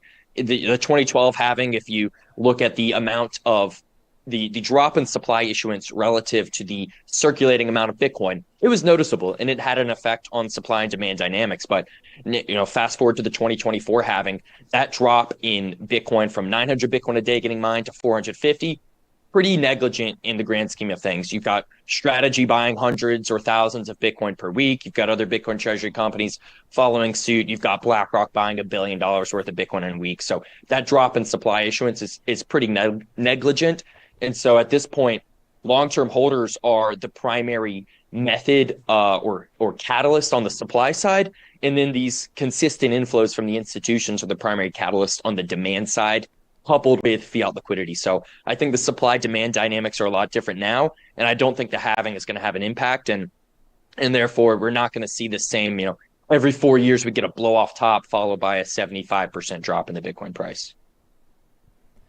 Yeah, and in combination with that, how much do you think of it has to do with you have, in previous cycles, it's been almost exclusively retail driven. And when you're playing with retail, as we saw during COVID, people kind of like to gamble. I remember Robinhood did a great job of kind of gamifying, the ability to buy stocks and crypto. But now that we have all these institutions in play, do you feel like they're kind of muting the retail degeneracy that we've seen previously, which could also impact the fact that we're not going to see these wild price swings the same way as we had in the past? Yeah, they absolutely are. And I think 2021, that cycle is a great example of this. We had an enormous amount of liquidity in the system. They increased the money supply by 50% in a 12-month span, and everything went up. It wasn't just Bitcoin. It was all the tech stocks. It was meme coins, NFTs. There was a massive bubble in every asset class. And so Bitcoin, you may think, oh, well, it's done this every 4 years. But if you look, kind of very pointed at every bull market, you can prescribe a pretty significant catalyst. 2012 was the actual creation of exchanges and making Bitcoin very much more easy to acquire beyond just having to mine it. In 2017, we had this huge wave of adoption. You had more exchanges getting created. Plus, Bitcoin is a really small asset in terms of market cap. So it wasn't hard for it to go from a $1 billion asset to a $20 billion asset. But now Bitcoin's a $2 trillion asset. To get the same boost, a 20x, we're talking, a $40 trillion asset. That's pretty unlikely at this point. I think Bitcoin's too big to have those massive booms. But inversely, I also think Bitcoin's pretty much too big to fail. And because we have these institutional participants, they're not FOMOing in and out like the retail folks looking for a quick return. One interesting point to note when you look at the on-chain data is historically coins that have been held for 6 months or longer, they can be categorized as a long-term holder. And in Bitcoin cycles past, long-term holders were very, very rare to sell their coins. So it would take a Bitcoin going up 10x before long-term holders started to distribute. But now some of these investors through the ETFs are being categorized as long-term holders, right? But if you put yourself in their shoes, coming from a traditional finance background where they're used to the stock market giving them 10% on a good year or bonds giving them 5% on a good year, if they hold Bitcoin for 6 months and they're up 50%, that is a fantastic return, and they have and will continue to sell into those rallies. And so in 2024, early on, we saw Bitcoin go from 40K to 60K, and then it traded sideways, and then it went from 60K to 100K, and it's been trading sideways here. And I think, it went from 100K to 125K, and now it's continuing to trade sideways. And so long-term holders, which are now just the ETF holders and institutional investors, they're a lot quicker to sell into these pumps. And so I think Bitcoin's going to continue to kind of stair step higher with prolonged periods of consolidation. Yeah, it's a really interesting inflection point in Bitcoin's journey right now, because what used to make Bitcoin appealing to all these retail traders, right, were these big, quick gains that could happen all of a sudden. But now we're seeing those kind of fade away, which is now making it more attractive to institutions and kind of sucking out some of the luster that retail really loved about Bitcoin previously. But hey, I'll take slow and up and to the right any day. As I've said in the show many times, if you told me, hey, I've got this stock, it goes up 30 to 40% every year and never loses money if you hold it over 4 years, I would say take all of my money and put it in that stock. But retail seemingly is always chasing these big gains and hasn't wrapped their head around this the way that the institutions are right now. And speaking of, with these big institutions like BlackRock stacking billions and billions of dollars of Bitcoin, while the retail crowd seems to be a little more hesitant this cycle, it begs the question, Mitch, do you think we're at a point where we could be in danger of Bitcoin's future being owned by just a handful of mega institutions like Strategy, like BlackRock, like Mara, whatever, or is that fear overblown right now? That fear is definitely overblown, because one of the amazing things about Bitcoin, and I wouldn't be in it if it weren't this way, is that holding more coins doesn't give you any more control over the system. And that's one of the reasons I love working at Blockware, because we make Bitcoin mining accessible to everyone. And Bitcoin mining allows Bitcoin to be decentralized. So it's not BlackRock that gets to decide which transactions get included into blocks. It's the Bitcoin miners everywhere, all across the world, building these templates and processing transactions. And then it's the node runners who, people like you and me who can run a node at home You don't need a data center to run a node. They relay those transactions. And so Bitcoin has this system of checks and balances where just because Michael Saylor owns, I think, 600,000 Bitcoin, he doesn't have any more control over the network than you and I. And, the counter to that would be, well, they can influence the price. But if you got to think about it, who has the most to lose by manipulating the Bitcoin price? It's the people and the institutions with billions and billions of dollars worth of Bitcoin, right? The more that BlackRock acquires Bitcoin, the more incentive they have for it to succeed and for its price to go up. And so, I think we're always going to see this. I think it's called the Gini distribution, right? Where the wealthy own most of the assets. That's not going to be any different in the Bitcoinized world or the Bitcoin ecosystem. But the difference is that the playing field is level and the rules can't change, unlike the fiat system, which, as we discussed earlier, the rules are constantly changing and they're wildly unpredictable. Yeah, and you talk about like Bitcoin becoming too centralized. MicroStrategy, which owns over 630-something thousand, still only owns, I think, like barely 3% of all the Bitcoin in existence. So people are thinking like, well, what if Bitcoin gets, a third of it gets bought up by the same person or the same company? Good luck, because at that point, the price would be so astronomically expensive, it would be almost impossible for one entity to own such a significant chunk of it themselves and be able to affect price action, to your point a second ago, which might not be in their best interest anyway. So yeah, well put. Stay tuned. We got another story. I'm interested to talk to you about this one here in just a sec, so stay put there, Mitch. Because Grant Cardone, real estate mogul and motivational yelling machine, has sold his Miami mansion for 400 Bitcoin. It's about $43 million, and the whole thing closed in only 72 hours. That's right. While traditional banking takes a week to clear a wire transfer, Bitcoin did the job faster than a Miami crypto bro can order bottle service. The sale is a big billboard that Bitcoin isn't just for speculation anymore. It's now buying actual luxury assets, and in this case, waterfront Miami access, proving that the orange coin can do more than sit in cold storage and make people fight on Twitter. And let's not ignore the celebrity effect here. Cardone has built his brand 10xing everything in sight, and now he's 10xing Bitcoin's credibility. If Mr. Cash Flow is King says Bitcoin is good enough for a mansion sale, it's basically a green light for other luxury sellers to try the same. Now it's becoming common to buy real estate in Bitcoin. Well, not quite yet, but the trend is growing, especially in the luxury market. Why? Because it's fast, it sidesteps international currency headaches, and transaction fees don't require a second mortgage. Compare that to the banks, who act like sending money across borders is some kind of Indiana Jones quest. But here's the reality check. This stuff is still for the rich and tech savvy. Average home buyers barely understand escrow, let alone how to send a transaction on chain without accidentally tipping the seller's hot wallet. Obstacles here? There are plenty. Bitcoin's price volatility can make a closing feel like you're playing Russian roulette with your net worth. Regulatory clarity is still a little foggy, and no one wants to explain to the IRS that their new mansion came with a side of capital gains confusion. And the technical side of blockchain payments is daunting enough that most normies would rather just Venmo their landlord. Still, small and medium real estate shops could benefit by jumping on this train. Accepting Bitcoin attracts the crowd of crypto millionaires who don't blink at spending 7 figures on a weekend house. Plus, blockchain payments cut out banks, speed things up, and come with anonymity that ultra-wealthy buyers drool over. Because nothing says keep the paparazzi away quite like a transaction verified by miners instead of Wells Fargo. Of course, for this to go mainstream, regulators have to step in, clear federal oversight, stronger anti-money laundering checks, and custody rules so that your mansion money doesn't get hacked, and disclosure requirements so buyers aren't blindsided by volatility.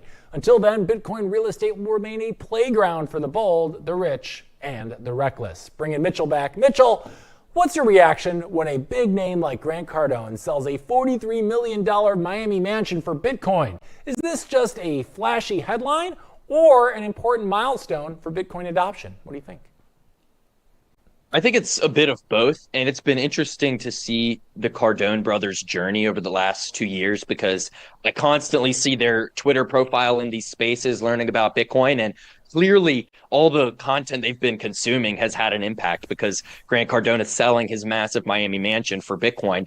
And this is a story that I think is slowly playing out over time, which is the transition from traditional stores of value like real estate, stocks, bonds, and gold into Bitcoin, which is the premier store of value because it doesn't have property taxes. It doesn't have, a hurricane risk like a Miami mansion might have. It's truly finite.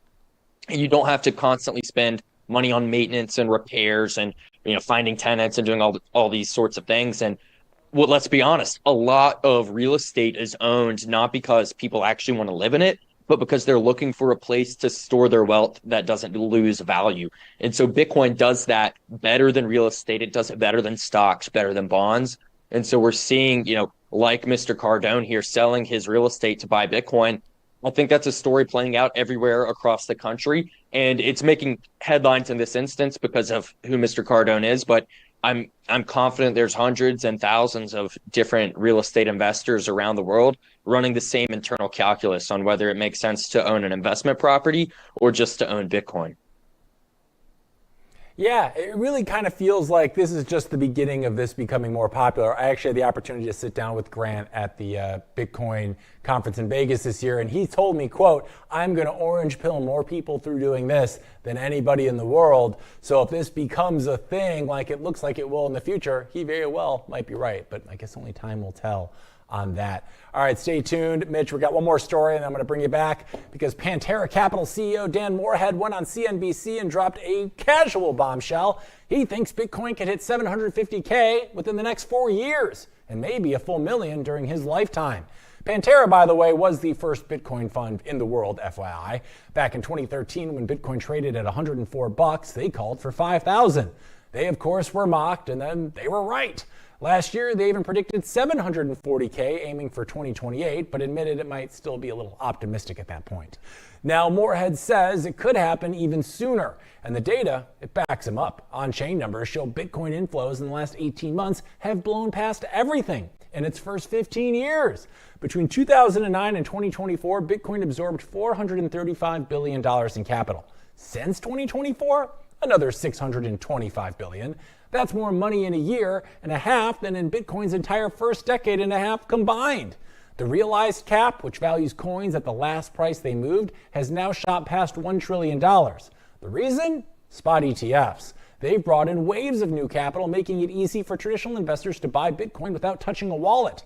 That untapped money is pouring on in. At the same time, Glassnode says most investor groups are in a neutral to selling mode. So while fresh capital is flooding in, early adopters are still cashing out. That tug of war explains why Bitcoin can attract $625 billion and still hover around 115K.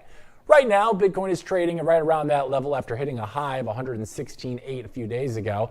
It's been red for 3 straight days, down almost 1% in the last 24 hours, and traders are also eyeing the Fed Reserve, which is expected to cut rates by 25 basis points this week, with more cuts possible in October and December.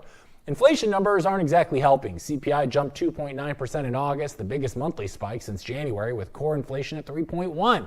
So the macro backdrop is a little rocky, but the inflows are historic.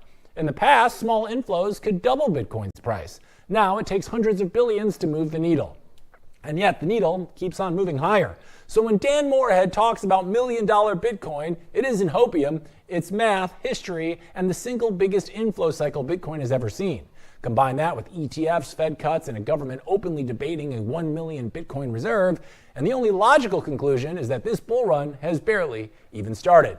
Mitch, Pantera says that Bitcoin could hit 750K in 4 years. Do you think these bold price targets are actually helpful, or do they set unrealistic expectations? What do you think? I think they are helpful. And if you're trading Bitcoin off the words of, a single person predicting the price, then you can't be helped. That's your own fault. But when taken in the aggregate, all of these hedge fund managers and institutional capital allocators, none of them are saying Bitcoin's going to zero, right? And that was the tune just a couple of years ago.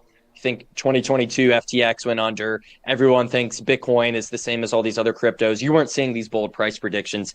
I think they're really more of a symptom of a change in sentiment among some of the wealthiest individuals in the world. And this rising realized cap metric that you mentioned, to me, is one of the brightest signals right now. The liquidity in the market is getting deeper and deeper. It's going to invite even more institutions. And that's the signal right now. Yeah, if anything, it's certainly good publicity for Bitcoin, even if it gets people's hopes up in the short term. But it's very much of the, any kind of publicity is good publicity. And if you want to say Bitcoin's going to 750 when it's at 115, I got a feeling that's going to orange pill more people than saying it's going down to 75K or something. So I'm here for it, and they're fun, and we'll get more on that in a bit, because we're going to get your prediction in just a bit. But it's time for our deep dive with you, Mitchell. So guys, let's roll the stinger and get to it.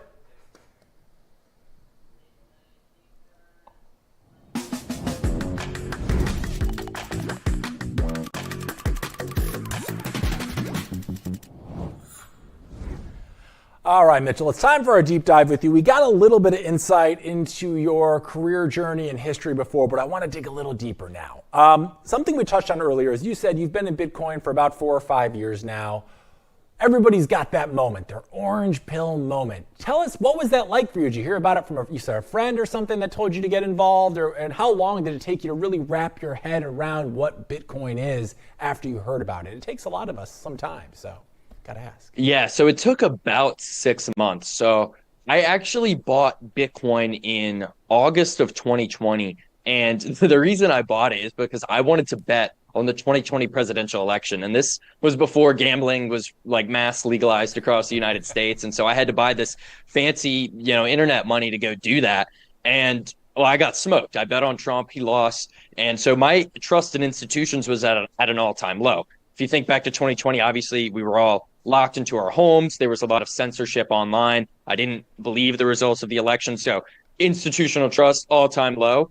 Plus, I noticed that they printed a crap ton of money. And I had been studying economics in college, but it was very loose and I hadn't really dove too deep. But when I saw that, I was like, this can't be right. And so from there, I started going down the Bitcoin rabbit hole, learning about the history of money, past instances of hyperinflation. And so that all culminated, after kind of November, December of 2020, it culminated in me being fully orange pilled. I realized Bitcoin has a finite supply. There's no inflation with this asset. It's, never be more than 21 million Bitcoin. And at the same time, the institutions, which I had zero trust in, still don't really, they can't mess with it. Bitcoin's totally immune, outside of their control. And so from that moment on, I've been full steam ahead trying to orange pill as many people as I can and stack as much Bitcoin as I can. Oh yeah, good advice all around. I love it. And you're only 25, Mitchell. You're a young, strapping man. You're already the head of intelligence at Blockware. Do you see that as a lucky break? Was that perfect timing, or is it just further proof that good things happen when you go all in on Bitcoin? What was that journey like for you? I believe it was the late great rapper Nipsey Hussle that said, luck is where opportunity meets preparation. And so that's kind of what happened with me. It's, a little bit of luck. It was serendipitous that I was able to get this job at Blockware nearly 4 years ago. But I was also prepared, right? I had done plenty of research on Bitcoin. I had been creating Bitcoin content, even though at the time nobody was listening. I was just shouting to, my 50 followers on X at the time. But it demonstrated a proof of work. And so I was able to get a foot in the door when I was still in college. And then from there, it was, proof of work, continuing to provide value to not just my company, but to everyone in the Bitcoin community, I hope. And then it's been quite a journey over the last couple of years. I've learned a ton, been able to work with a ton of amazing Bitcoiners, very smart people, and really dive deep into the mining space specifically, which I feel is, I describe it as a niche within a niche. So Bitcoin is already a very unique topic. There's not many people that really can go deep on Bitcoin, and even fewer of them can go really deep on mining. And so I think there's a lot of fascinating things going on behind the scenes in the world of Bitcoin mining that not many people, even Bitcoin native, may know about. Yeah, and it certainly sounds like you got a lot of hustle yourself, so I'm sure Nipsey Hussle would be very appreciative of that. And to talk about Bitcoin mining, for people who only know Blockware from the headlines, tell us, how do you describe what the company does in plain English that even my Mima could understand? We make Bitcoin mining accessible to everyone. So in order to mine Bitcoin, you need a server. You need a physical computer that weighs about 50 pounds and consumes as much electricity as a refrigerator. And these things are loud, they're hot, they're dusty, they consume a lot of energy. And so it's pretty much impractical to run a miner at your own house. You need a dedicated space, a dedicated data center, somewhere rural with access to low-cost electricity. And not everyone has the resources or the time or the know-how to do that. And so we allow investors to get access to the opportunity that is Bitcoin mining, but without doing any of the setup or work themselves. So we have data centers that we own and operate, as well as data centers that we've partnered with some of the best operators in the space. And we have access to low-cost electricity rates, so you can mine Bitcoin profitably. And Bitcoin miners get a lot of tangible benefits. They produce Bitcoin every day at a discount. So it's a discounted DCA strategy. Rather than buying Bitcoin for $115,000 right now, you can run a miner and it's stacking Bitcoin for you every day at 60K per coin, roughly, depending on the machine you're using. So you get that, but you also get enormous tax benefits. So new guidelines from the Big Beautiful Bill allow for 100% depreciation of mining hardware in a single tax year. So if you're a W-2 earner or a business owner, and you're looking to offset ordinary income and lower your tax bill legally, you can purchase Bitcoin miners and do that. So if you have $200,000 of income this year, you can buy $200,000 of miners and lower your tax bill to zero legally. So it's kind of starving the government in two ways, right? You're lowering your tax bill, decreasing the amount of fiat that you give back to the government, and you're supporting the Bitcoin network and accumulating BTC for yourself, which is the alternative monetary network. So it's a double-faceted approach there, and I couldn't think of a better industry to be working in right now. Yeah, no, it's certainly a still seemingly untapped niche to an extent, but it is growing and quickly. So it's exciting to have a seat on that roller coaster as it's just taken off here. And, you know, with halvings, cutting rewards for miners every 4 years, how do you keep Blockware's facilities profitable long term, and especially keeping in mind with the potential deviation from the 4-year halving cycle that I believe you guys just came out with a report about, right? Absolutely. So, and that's a fantastic question. While the amount of actual BTC that miners acquire goes down over time, what you see is the dollar value of that Bitcoin continues to go up. And so if you believe BTC USD continues to rise, it makes sense to mine, because despite the block subsidy halvings, you're actually arbitraging the electricity cost of production there even greater when Bitcoin's price goes up. Moreover, I think we're in the gold rush of Bitcoin mining. So between now and 2036, I think there's still roughly 1 million Bitcoin left to be mined. After the 2036 halving, things changed. You know, we have a 100-year battle for the last 1% of Bitcoin, not counting the transaction fee revenue that miners earn. But I still think we're in this gold rush period over the next 10 years where Bitcoin miners are going to do extraordinarily well. Very cool. And for somebody who's interested in the space, or for an everyday investor, you know, mining is intimidating. I used to do it back in 2016. It took some know-how back then. I'm sure it's a little bit easier now. But how do you go about convincing someone it can be as simple as buying a machine and letting Blockware run it if they're interested but just don't know where to begin?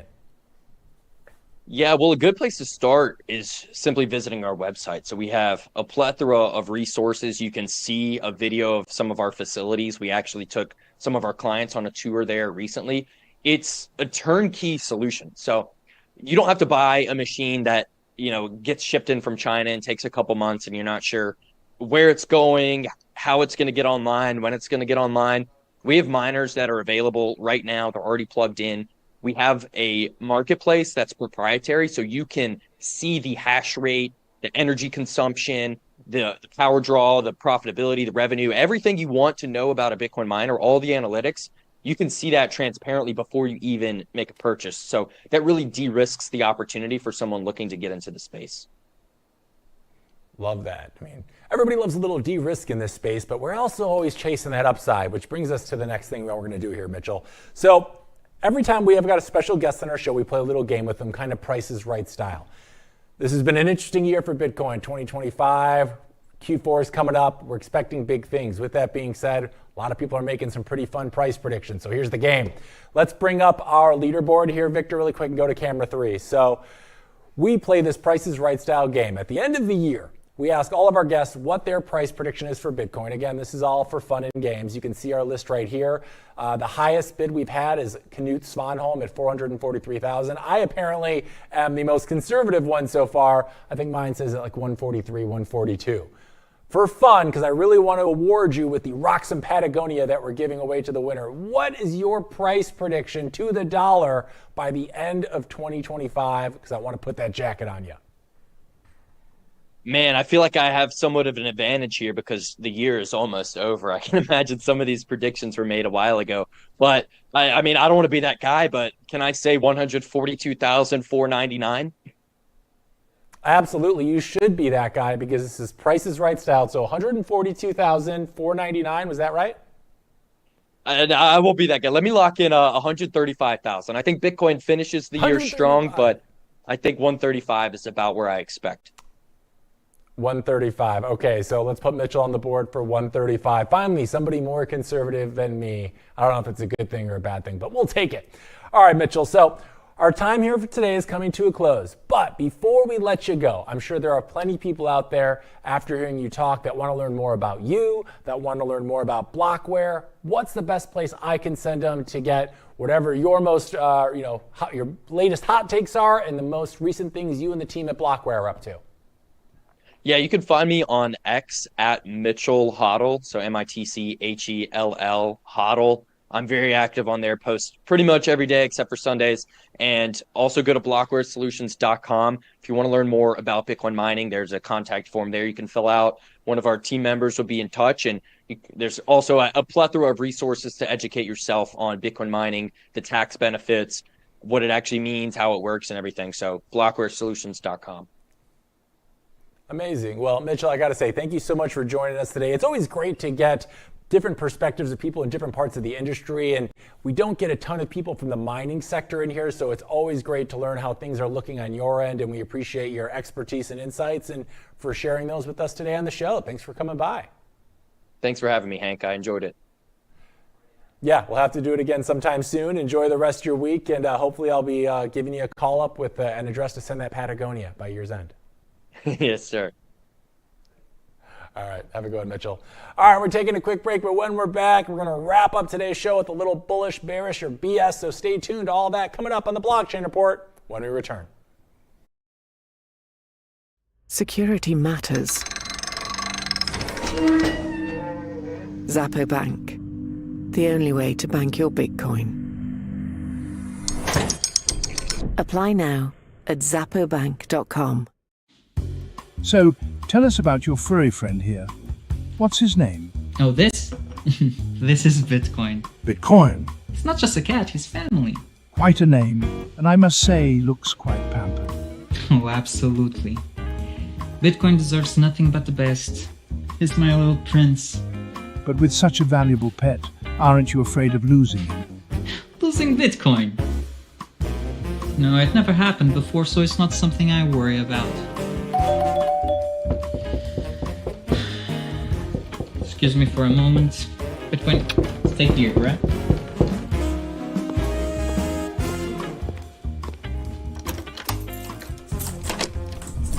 Bitcoin, no! Bitcoin, come on, little buddy, Bitcoin, I need you. Don't go.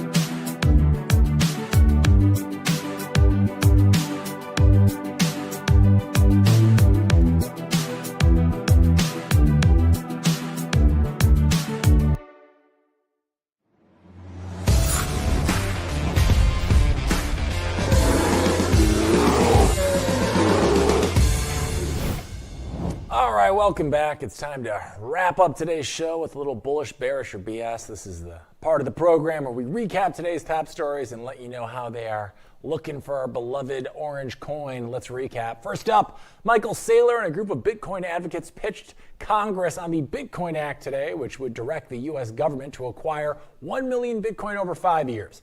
If passed, it would effectively turn the United States into the biggest Bitcoin whale on the planet. Ooh, I'm calling more than just bullish on this. I am calling this bullish, turbocharged bullish. Yeah, the idea of the U.S. government dollar cost averaging into Bitcoin would create a permanent buyer of last resort, raising the long-term floor and sending a signal to global markets everywhere that Bitcoin is here to stay. So government stacking sats equals number go way up, and I'm here for it. I'm bullish. Next up, a new group called the Fellowship PAC announced $100 million in funding to back crypto-friendly candidates in upcoming elections. Their mission is to shape U.S. policies so crypto companies don't flee to other countries with clearer rules. Ooh, I'm calling bullish on this too. Hot start. Money buys policy, and $100 million means Bitcoin has a seat at the political table. The more lawmakers get hooked on campaign cash from crypto, the less likely they are to kill the golden goose, and that means better conditions for adoption and price growth. So I am bullish on that. Let's see if we got the clean sweep today. Last but not least, we got President Trump is trying to fire a Federal Reserve governor the same week the Fed prepares to cut rates for the first time in nearly a year. The battle highlights dysfunction inside the dollar system just as markets gear up for cheaper money. I'm calling bullish on this too. I mean, Fed drama erodes trust in fiat while rate cuts open the door to more risk-taking, baby. And Bitcoin is the ultimate risk-on asset. The more unstable the dollar looks, the more Bitcoin shines as a stable alternative in an unstable system. So, today's final score, we got 3 stories, 3 green lights. Today, my friends, is as bullish as it gets, baby. You got the world's biggest whale in waiting in the U.S. government, a 9-figure war chest of political influence for BTC, and the Fed accidentally running a promo campaign for sound money by making itself look like a circus clown. All of that gives us an extremely bullish diagnosis today, and that also marks an end of today's show of the Blockchain Report. As always, boys and girls, thank you so much for tuning in for all of this crypto chaos and Bitcoin bedlam. If you haven't already, please do me and yourself a little favor here and give that like and subscribe button a little tickle at RoxomTV and yours truly at Hanks at RoxomTV. You can find us on every platform worth doom scrolling on. And until tomorrow, we'll see you again for more Bitcoin bedlam and crypto happenings and all that good stuff right here on the Blockchain Report. Thanks for tuning in, and I'll see you mañana.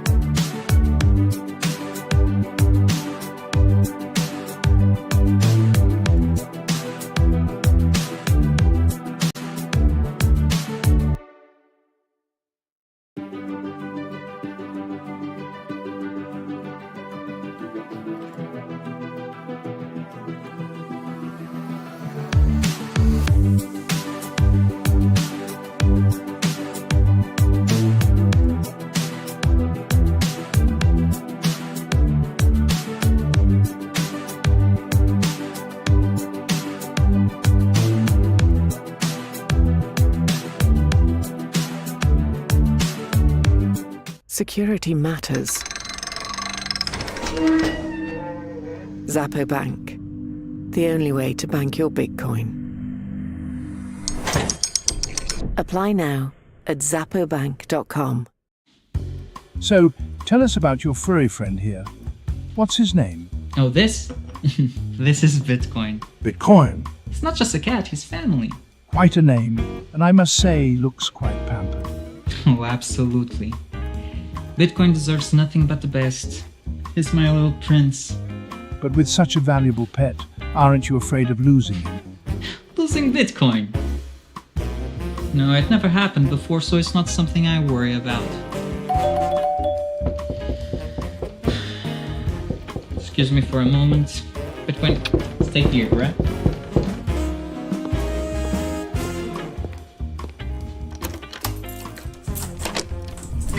Bitcoin, no! Bitcoin, come on, little buddy, Bitcoin, I need you. Don't go.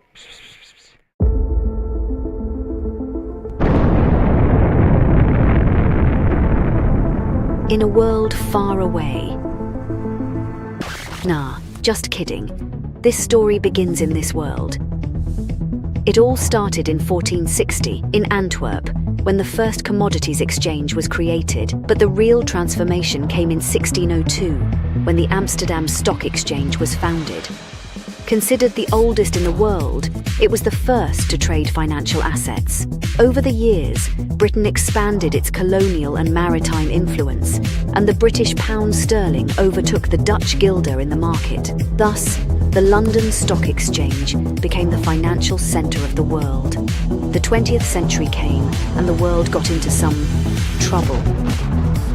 But shortly after World War II, the Bretton Woods Agreement established the dollar as the world's primary reserve currency, and the centre of the planet moved to Wall Street. Today, we're travelling at the speed of light towards a new age, an era shaped by the consolidation of Bitcoin as the currency that will define the future of the markets. We present Roxom, a new Bitcoin-denominated market that allows trading all sorts of securities, commodities, derivatives, options, and anything you can imagine. Roxom, rock-solid markets. The future of capital markets runs on Bitcoin. Introducing Roxom, the first ever exchange where Bitcoiners can trade treasury stocks entirely in BTC. Get exposure to top Bitcoin holding companies like MicroStrategy and Metaplanet, priced in Bitcoin from the start. No fiat, no middlemen. This is what financial freedom looks like. Early access now live at roxom.com/treasuries. Built by Bitcoiners for Bitcoiners.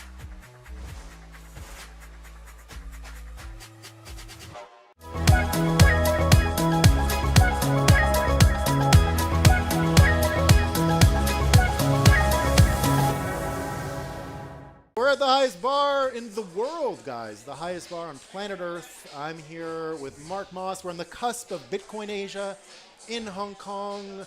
All kinds of Bitcoiners descending. 20,000 people approximately will be at the event, something like that's what I've heard, rumors.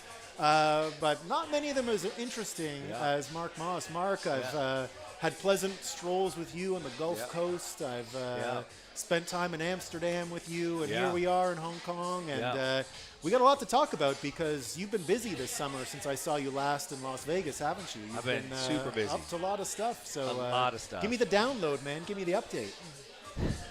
Where do we even begin? A couple things that I've done. So one, Bitcoin treasuries. It's kind of come on the scene. And what happened is with my fund, Bitcoin Opportunity Fund, I'm partners with James Lavish and Larry Lepard and that, David Foley. We got involved with Metaplanet. It was about a year and a half ago. And the thing took off like a rocket ship, obviously. And all of a sudden, it was like a couple months in, we're like, that was the best investment we've ever made. And what is going on in this space, at least for me? So I need to go get more involved in that. I'm an entrepreneur. I'm a businessman. I'm a Bitcoiner. So I started working with a company in Canada called Matador. So I started doing that. And my work in the treasury space has grew through the fund. We've taken a stab at pretty much all of these Bitcoin treasuries for the last year and a half. I started working with more and more. In the meantime, I've been working with, just real quickly, I started working with, I was telling him earlier, Arch Lending, and we created a new division called Velocity.